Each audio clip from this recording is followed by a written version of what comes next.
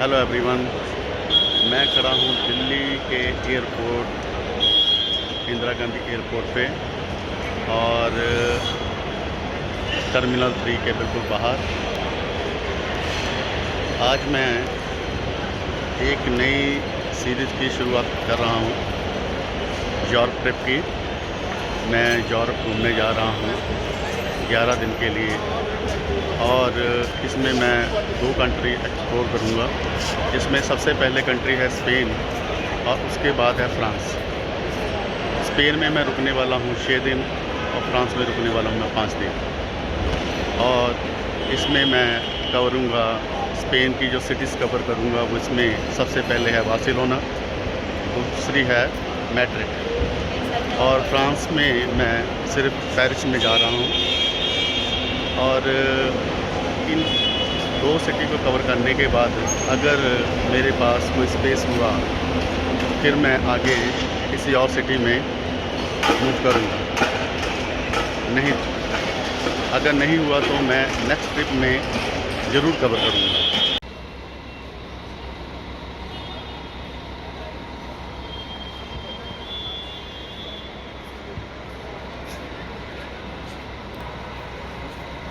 थोड़ी सी कॉफ़ी ले रहा हूँ मैं। कॉफ़ी लेने के बाद मेरी जो फ़्लाइट है उसकी चेकिंग शुरू हो चुकी है और कुछ तबीयत मेरी ठीक नहीं थी और मैंने सोचा कि चलो एक कॉफ़ी ले लेते हैं। कॉफ़ी लेने के बाद थोड़ा सा शरीर एक्टिव हो जाएगा। आते वक्त बस के अंदर एक यात्री थे, वो मेरे साथ बैठ गए थे। वो उनकी तबीयत ख़राब थी, उन्हें फ्लू हो रखा था और उसके साथ मेरी भी तबीयत ख़राब हो गई। मैं मेडिसिन ले चुका हूँ मैं और मेडिसिन लेने के बाद थोड़ा सा जैसे टाइटनेस सी महसूस होती है शरीर को और काफ़ी हैवी मेडिसिन थी। तो वो जो फ्लू वाली बात है वो तो नहीं है, लेकिन वैसे शरीर काफ़ी हैवी मेडिसिन लेने के बाद और टाइट हो रखा है। तो देखते हैं कॉफ़ी लेने के बाद कैसा महसूस होता है।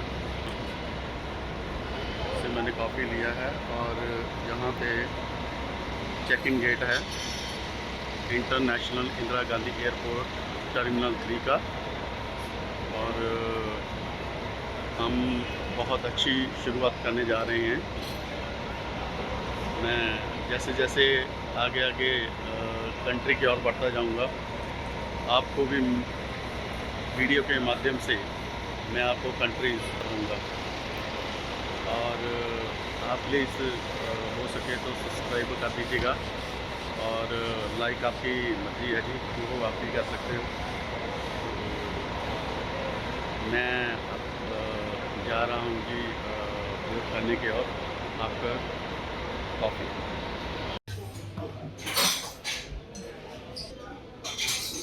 ये है लॉज। आज मैं फ़र्स्ट टाइम लॉज एक्सेस कर रहा हूँ, तो आपको मैं दिखा रहा हूँ मुझे कहाँ बैठना होगा। मैं सीट ढूंढता हूँ, कहीं मुझे कंफर्टेबल सीट मिल जाए।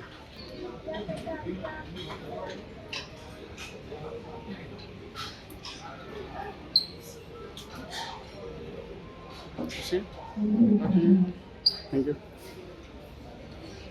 यह है दिल्ली लॉज जो मुझे न्यूबल ग्लोबल कार्ड से मिला है, देख सकते हैं। मैं दिल्ली लॉज में बैठा हूँ, तो मैं फ़र्स्ट टाइम कोई लॉज एक्सेस कर रहा हूँ अपने कार्ड के ज़रिए। देख सकते हैं बहुत ही अच्छा है, जहाँ पे खाना पीना मज़ेदार सब कुछ है। जहाँ पे स्वीट्स वगैरह, खाना नॉन वेज वेज और बहुत ही अच्छा हुआ। और इस बार मैं पहले खाना खा लेते हैं, फिर मैं आपको बताता हूँ कि मेरी बोर्डिंग और इमिग्रेशन में क्या हुआ मेरे साथ और कैसे रहा ये प्रोसेस। मैं अभी थोड़ी देर में ही आपको बता देता हूँ। ठीक है, बिजनेस वगैरह है, सारी चेक लेनिन वगैरह है और सब कुछ है। यहाँ पे आप कुछ भी ले सकते हैं।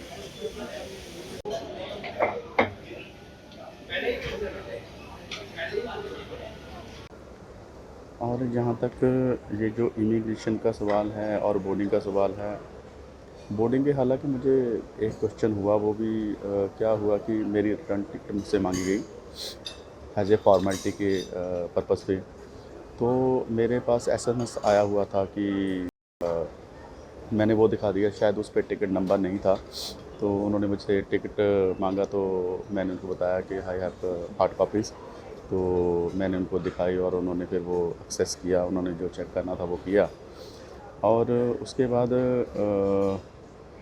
लगेज हो गया और इमिग्रेशन हो गई। वहाँ पे जनरली एक भाई साहब मुझे मिले जो बहुत ही अच्छे थे। और उनसे से मेरी बात बोर्डिंग करवाते वक्त हुई। हालांकि मुझे जो अ, मेरे बोर्डिंग थे वो मुझे मिल गई थी। और उसके बाद उन्होंने मुझसे पूछा कि आप क्या करते हैं। तो मैंने उनको बताया कि मैं एज ए प्रोफेशनल फ़ोटोग्राफ़र हूँ।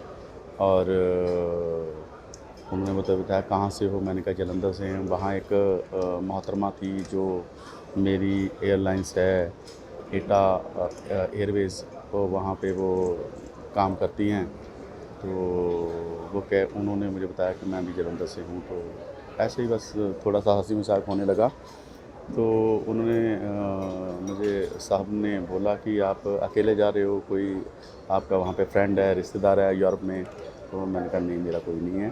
तो कहते कि आप अकेले जा रहे हैं। तो मैंने कहा हाँ जी, मैं अकेला ही घूमना पसंद करता हूँ और मुझे अकेले ही अच्छा लगता है घूमना। तो उन्होंने मुझे हंस के बोले अच्छा। तो कहते हैं आप फर्स्ट टाइम जा रहे हैं। तो मैंने ऐसे पूछा। तो मैंने कहा सर कभी ना कभी तो फर्स्ट टाइम किसी का होता है, तो मेरा आज है। तो उन्होंने कहा हाँ बिल्कुल ठीक है। तो उन्होंने कहा उन्होंने मुझे हंस के स्माइल किया और वेलकम किया मुझे। और फिर उसके बाद मेरी बारी आई इमिग्रेशन की। इमिग्रेशन मैं साहब के पास गया। तो वहाँ पे मेरा पासपोर्ट मुझसे मांगा गया और बोर्डिंग पास, मैंने दोनों उनको दे दिए। हालांकि लिटरली थोड़ा सा वो था कि मैं पासपोर्ट नहीं दिया, मैं अकेला पहले मैंने उनको बोर्डिंग कार्ड दे दिए। तो उन्होंने मुझे कहा कि आप पासपोर्ट दीजिए मुझे। तो सॉरी, मैंने कहा हाँ, मैंने पासपोर्ट उनको दिया। तो उन्होंने कुछ नहीं, बस वो मेरा पासपोर्ट स्कैन किया, वीज़ा स्कैन किया और स्टैम्प कर दिया। कोई क्वेश्चन नहीं हुआ मुझसे यहाँ पे दिल्ली में। तो एक भी क्वेश्चन मुझसे नहीं, इमिग्रेशन ऑफिसर ने मुझसे नहीं पूछा। बहुत ही स्मूथ इमिग्रेशन था। जैसे नॉर्मली हम किसी ई वीज़ा या ऑन अराइवल वीज़ा पे जाते हैं, तो ऐसा ही मेरे साथ मेरा इमिग्रेशन था। तो एक चीज़ मैं आपको इन्फॉर्म करना चाहता हूँ। कई बार मेरे मन में भी क्वेश्चन था और मैंने भी कईयों से ये पूछा था कि हाँ, कि ऐसा हो सकता है या नहीं हो सकता है। कि एक क्वेश्चन होता है कि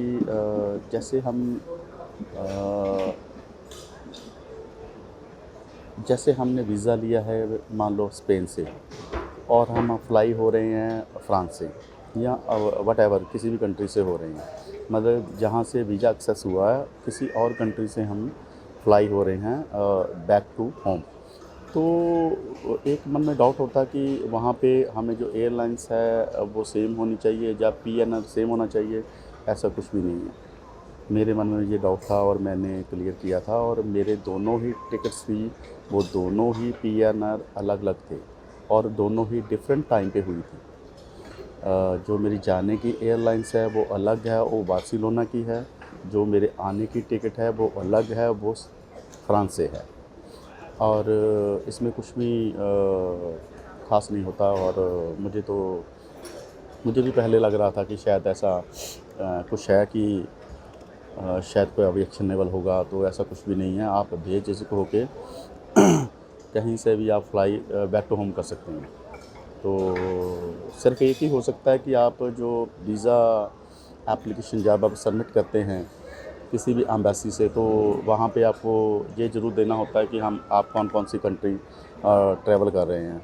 तो उसमें आप किसी भी कंट्री से अगर बैक टू होम आना हो तो उसका जिक्र ज़रूर करें आप, तो वो बेटर रहेगा। खैर मेरी सब कुछ सही है। जैसे मैंने मेरी आने जाने की दोनों टिकटें कन्फर्म हैं। और उसके बाद मेरे वहाँ से होटल जो पेड हैं और सेकेंडली जो मेरी होटल एयरपोर्ट से होटल है, जो बस है वो भी पेड है, वो मैंने टिकट ले चुका हूँ। और उसके बाद जो मैंने मैड्रिड स्पेन से मैंने फ्रांस जाना है, वो भी जो मेरी बस है वहाँ पे फ्लिक्स बस से चलती है, वो भी मैं टिकट ले चुका हूँ। मेरे पास सारे डॉक्यूमेंट्स थे और मुझसे कुछ नहीं मांगा गया, सिर्फ मुझसे टिकट तो हमने देनी होती है और मुझे रिटर्न टिकट मुझसे मांगी थी, वो मैंने दे दी, आपको बता दिया है। तो बहुत ही स्मूथ इमिग्रेशन रहा और मुझे ऐसा लग रहा था कि शायद मुझसे कोई क्वेश्चन पूछा जाएगा, क्योंकि मैं फ़र्स्ट टाइम यूरोप जा रहा था। तो शायद मुझे उतना कठिन नहीं लगा जितना मैं घर से सोच के आया था। तो हाँ, मैं बात कर रहा था कि इसमें 2 चीज़ों की ख़ास ज़रूरत होती है। नंबर 1 तो आइटिनरी, जो मैं आपको बता चुका हूँ। नंबर 2 है आपका कवरिंग लेटर। कवरिंग लेटर बहुत मुश्किल नहीं है। मुझे पता है कि बहुत सारे लोगों को थोड़ी मुश्किल आती है कवर करने में अपने आप को कि मैं क्या लिखूँ क्या ना लिखूँ। कुछ ऐसा मतलब जैसे आपने सभी यूट्यूबर को बताया होगा कि आपको कि आप अपनी इन्फॉर्मेशन दे सकते हैं, आपका ट्रैवल ऑफ पर्पस दे सकते हैं, आप अपना प्रीवियस जो हिस्ट्री है उसके बारे में बता सकते हैं, ट्रैवल हिस्ट्री के बारे में। हाँ, सिर्फ वही चीज़ें बस आपने मेंशन करनी होती है कि मैं सर्विस मैं करता हूँ, सेल्फ एम्प्लॉइज़ हूँ या मैं एम्प्लॉइज़ हूँ और मेरा ये बिज़नेस है या मैं वहाँ पे काम करता हूँ। और सेकेंडली इसकी मैं विस्तार से एक बार कवर लेटर की वीडियो बता दूँगा बना के, जितना मुझे पता है और मैं अपने लिए लिखता हूँ, तो उतना मैं आपको ज़रूर बताऊँगा। और मुझे लगता है कि अगर आपको ये इन्फॉर्मेशन चाहिए तो शायद मुझे सब्सक्राइब कर लेना चाहिए और लाइक आपकी मर्ज़ी है, आप करें ना करें। तो अगर वीडियो इन्फॉर्मेशन आपको लगे तो ज़रूर आप लाइक ज़रूर करना। तो आगे स्टेप में मैं आपको बताता रहूँगा। इस वक्त मैं बैठा हूँ, एंजॉय कर रहा हूँ। मेरी फ़्लाइट जो है वो है 3 बज के आई थिंक सो 15 मिनट की है। तो मैं लॉज में बैठा हूँ और आज मैंने पहली बार लॉज को एक्सेस किया है 2 रुपये दे के। जो न्यू कार्ड आता था, ट्रैवलिंग कार्ड, उसके साथ कोलैबोरेशंस हुआ है इक्विटी बैंक का। तो उसका मेरे पास डेबिट कार्ड था, तो उसके साथ ये मुझे एक्सेस करने का मौका मिला है। और मेरे पास और भी क्रेडिट कार्ड थे, मैं उसके साथ भी एक्सेस कर सकता था, लेकिन मैं देखना चाहता था कि जो न्यू कार्ड है उसके साथ एक्सेस होता कि नहीं होता, लेकिन हो गया और बड़ा अच्छा अनुभव रहा मेरा। अब मैं जा रहा हूँ अपने जो मेरी फ़्लाइट है वहाँ का वेटिंग हॉल है, वहाँ पे जा रहा हूँ। करीब 2 बज चुके हैं और 3:25 की मेरी फ़्लाइट है और वहाँ जाके बैठते हैं। गेट नंबर 8A है, 8A मेरा गेट नंबर है, मैं उसकी तरफ जा रहा हूँ। और यहाँ से 26 से लेके 1 से लेके 26 तक है, मुझे काफ़ी आगे तक जाना होगा।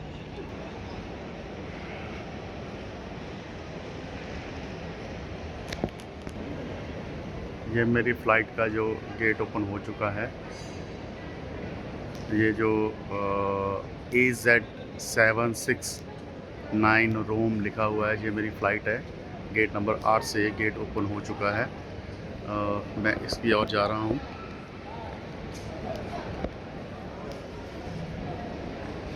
फाइनली मेरा जो स्टे है वो रोम में है। करीब आई थिंक सो 10 के घंटे का मेरा स्टे है वहाँ पे। पता नहीं ऐसा क्यों है, वहाँ पे 10 घंटे का स्टे मुझे मिला। मैंने बहुत कोशिश की थी कि मुझे कोई ऐसी फ़्लाइट मिल जाए और सस्ती भी हो और जिसका लेआउट कम हो, लेकिन ऐसा हो नहीं पाया। ये जो फ़्लाइट है मुझे मिली है, ये 25,000 समथिंग की है वन वे, और आने की अलग है।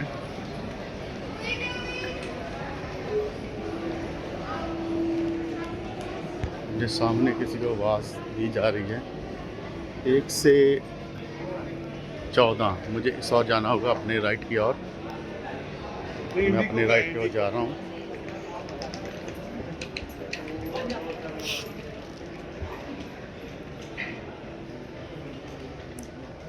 ये सारा ड्यूटी फ्री एरिया है।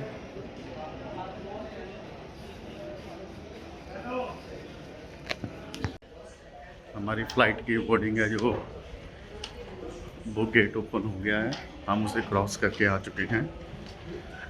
ये हम फ़्लाइट की ओर जा रहे हैं। ये देखिए,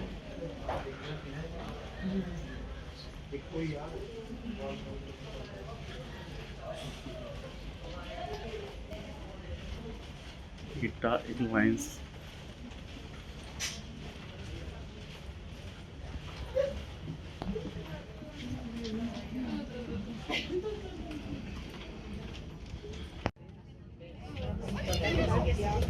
फाइव 7 और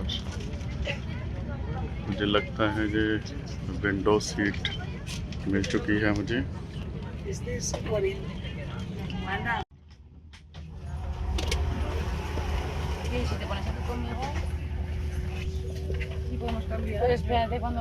विंडो सीट मिल चुकी है हमें। Seguendo le indicazioni del personale di volo. The use of electronic devices is permitted according to the directions of the cabin crew. Nella tasca della poltrona davanti a voi troverete il cartoncino illustrativo con finally flight take off हो रही है।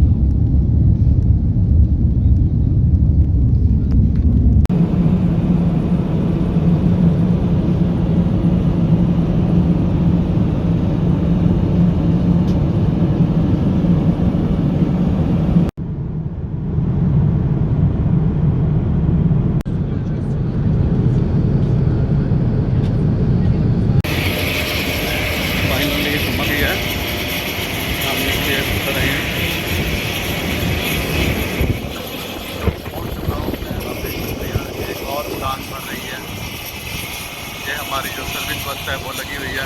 हवा बहुत तेज़ चल रही है और ये हमारा ईटा का फ्लाइट थी और बहुत ही अच्छी फ्लाइट थी ये।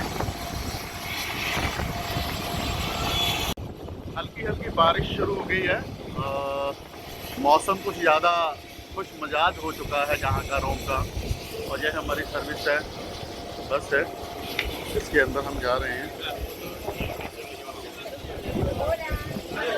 बाहर बहुत तेज हवा चल रही है और मौसम थोड़ी थोड़ी बारिश भी होनी शुरू हो गई है। कुछ ऐसा माहौल है।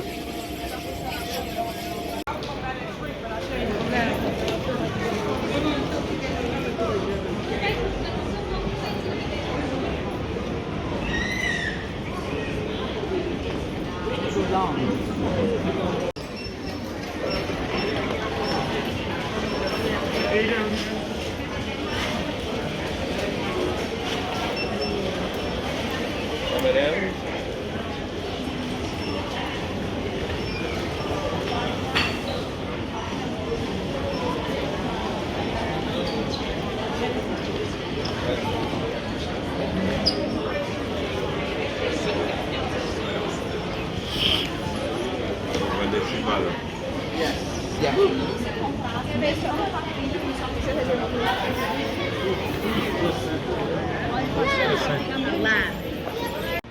मैं रोम में हूँ, इटली के जो कैपिटल है उसके एयरपोर्ट के अंदर।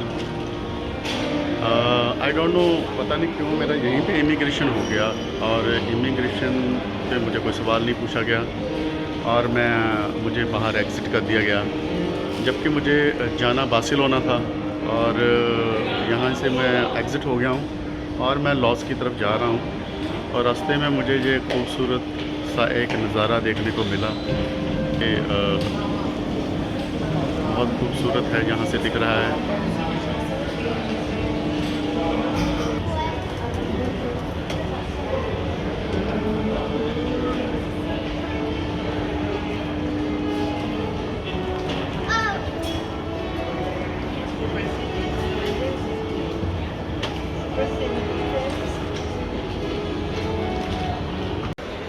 शाम के 4 बज चुके हैं और मेरी जो फ़्लाइट है वो 8:15 बजे की है, रोम से बार्सिलोना की, और मैं अपनी फ़्लाइट का वेट कर रहा हूँ। काफ़ी थोड़ी सी भूख लगती थी तो थोड़ा खाने का प्रबंध किया है। फिर मैंने किया है चीज़ पिज़्ज़ा, टेस्ट बहुत अच्छा है। ये इनका क्या है। फाइनली मैं बार्सिलोना पहुंच चुका हूं। बार्सिलोना पहुंचने में मुझे 34-35 घंटे लग गए और स्टे मेरा काफ़ी था रोम में। आई थिंक सो इमिग्रेशन मेरी वहीं पे हो गई थी। मैं आगे देखता हूँ कि इमिग्रेशन होती है या नहीं होती है या कैसे है। बैगेज के लिए यहाँ पे ये है बार्सिलोना का एयरपोर्ट, और कहीं ऐसा लिखा तो हुआ नहीं है कहीं की इमिग्रेशन है या नहीं है। हाँ, लिखा हुआ है पासपोर्ट कंट्रोल से लिखा हुआ है ये, आई थिंक सो।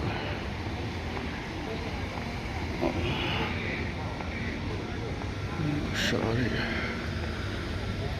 कैफेटेरिया है इसका।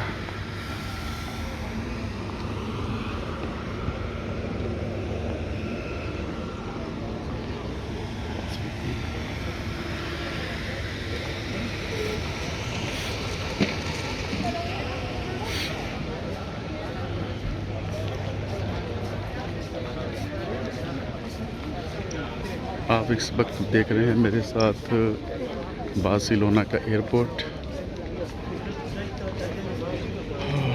बड़ी लंबी दूरी तय करने के बाद हम पहुंचे हैं बार्सिलोना।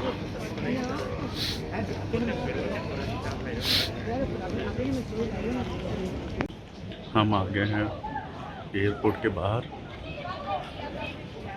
जहाँ सभी यात्री का इंतज़ार करते हैं। उनको अब मुझे ढूंढना होगा मेरी बस। जो मैंने टिकट बुक किया था वो किस और है।